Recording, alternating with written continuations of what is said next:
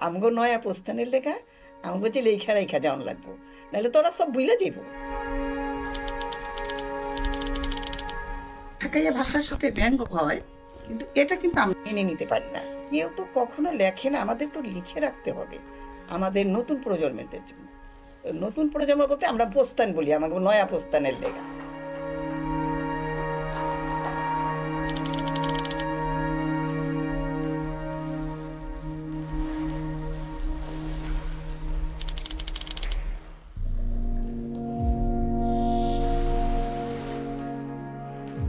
প্রবাসীদের ভাষার ভিতর মনে করেন ওরা ওই যে হিন্দি উর্দু এগুলো সবই আছে, সব শব্দই আছে, বাংলাও আছে, কিন্তু তারপরে ওখানে হিন্দি উর্দু প্রাধান্য বেশি।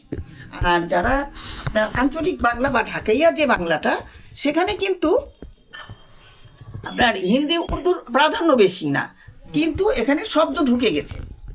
মানে যেটা আমরা ঢাকাইয়া ভাষায় মানে সববাসী আর মানে ঢাকাইয়া বাংলা ঢাকাইয়া সববাসী দুইটাতে, সববাসী শুধু ঢাকাইয়ারই বলে, এখানে আমি ঢাকাইয়া সববাসী বলতে পারি, আর কোনো মানুষ কিন্তু সববাসী বলে না।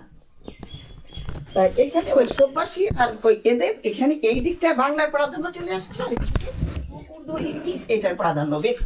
কিন্তু দুই ভাষার মধ্যেই মানে আমরা অনেক দেশের অনেক ভাষার শব্দ ব্যবহার করছি, যে কারণে আপনার সাভার, হেমায়তপুর, মানিকগঞ্জ বা এদিকে নারায়ণগঞ্জ, ফতুল্লা এইগুলির ভাষার সাথে আমাদের ভাষার অনেক শব্দ মিলে, কিন্তু কোনো মানে একই ভাষা বলা যায় না। মানে বাংলাই বলছে, কিন্তু অনেক শব্দ বুঝতে বা জানতে অনেকের প্রশ্ন হয়। ভাষা তো বহমান, এটা তো আর আমরা কেউ কখনো কিন্তু ভাষার যে আমার এই শব্দই থাকতে হবে বা এটা ঢুকবে, এটা কারোর রোধ করার ক্ষমতা নেই। তা এই হিসাবে যারা আঞ্চলিক এখানকার আদি ঢাকাইয়া ছিল, তারাই কিন্তু যখন চাষাবাদ এগুলি রেখে কিন্তু মুঘলদের কাজ করতে গেল, এই এই জায়গাতেই কিন্তু ওরা মানে পেশাটা চলে আসছে, যে মানে অনেক উপরের পোস্টে তার তখন তারা যেতে পারে না। তারা ওই যে তাদের কোচওয়ান, তারপর বাবুর্চি, তারপর রাজমিস্ত্রি, মানে ওরা হয়তো দুই একজন নিয়ে আসছে, এখানকার মানুষগুলো সেখানে কাজ করছে। যেমন আমি বলি যে লালবাগ কেল্লাটা যে তৈরি হয়েছে, এখানে কিন্তু একেবারে আদি ঢাকাইয়াদেরও অবদান আছে। হয়তো তারা এই কেল্লাটা তৈরি করার সময় আর কিছু না হোক, গরু গাড়িতে করে তো ওরা তো এটার যে মাল সামান যেগুলি আছে, চুন সুরকি এগুলো তো বহন করেছে এইভাবে। তাহলে ওরাই ওদের সাথে কাজ করার পর যখন রাজমিস্ত্রির কাজটা শিখছে, তখন তো একটা সম্মানজনক পেশাকে ধরে তারা বলতো যে রাজমিস্ত্রি, আমরা এমনি নর্মাল মিস্ত্রি না। তারপর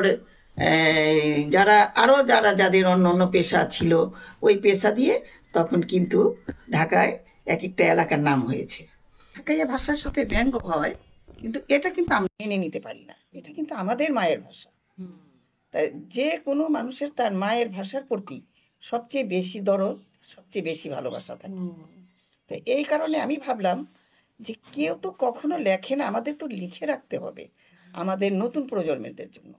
তো নতুন প্রজন্ম বলতে আমরা প্রস্থান বলি, আমাকে নয়া প্রস্থানের লেখা, আমগো নয়া প্রস্থানের লেখা আমগো যে লেখা রেখা যাওয়ান লাগবো, নাহলে তোরা সব বুইলা যাইব।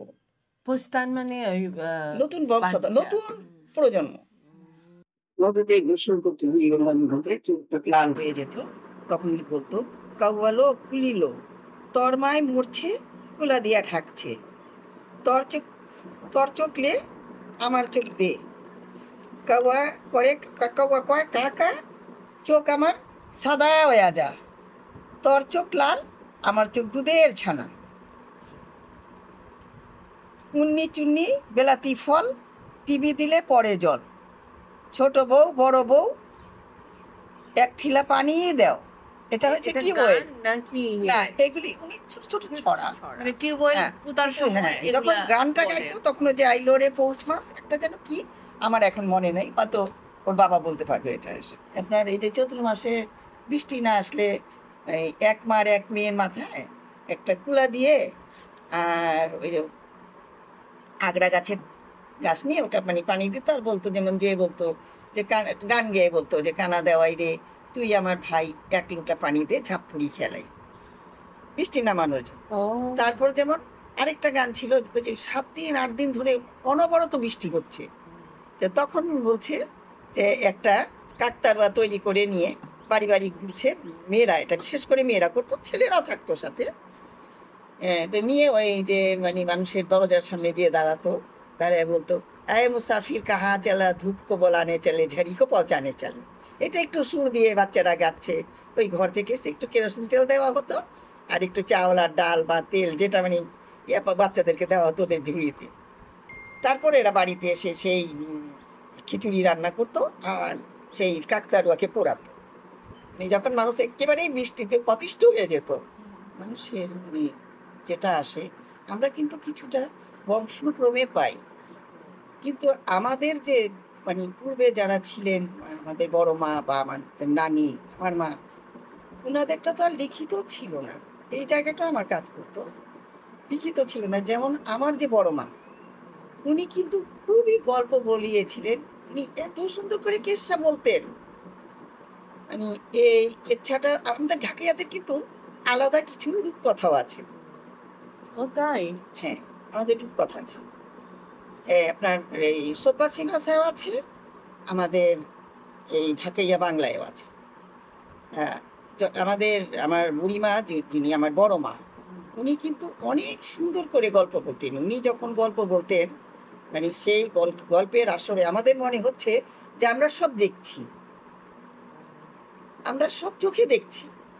সেই দৃশ্যটা আমাদের চোখের সামনে ভেসে আসছে। এমন আমার আম্মা এইভাবেই বলতেন।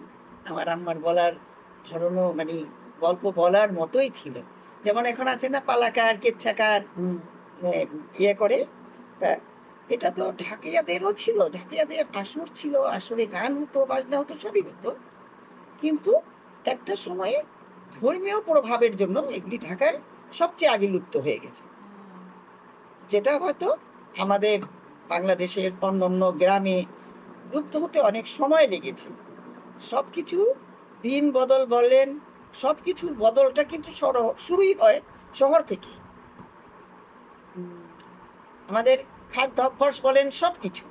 তাহলে এই বদলটা ঢাকা শহর থেকে, মানে যে কোনো শহর থেকে হয় বলেই এই সব কিছুর ধাক্কাটা শহরের মানুষের উপরে পড়ে।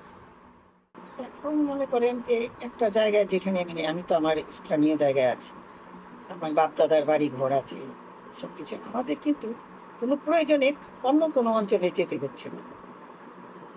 কিন্তু সারা বাংলাদেশের মানুষ যখন নিজেদের প্রয়োজনে এখানে আসছে, আসার পর গ্রামের ছেলেরা আসছে, গ্রামের ছেলেমেয়েরা আসছে, গ্রামের মানুষজনরা যারা আসছে, তাদের সাথে তারা কিন্তু তাদের যে জীবনযাত্রা, তাদের যে চালচলন এইখানকার মানুষের সাথে তখন আর একরকম হয় না, অনেক আলাদা।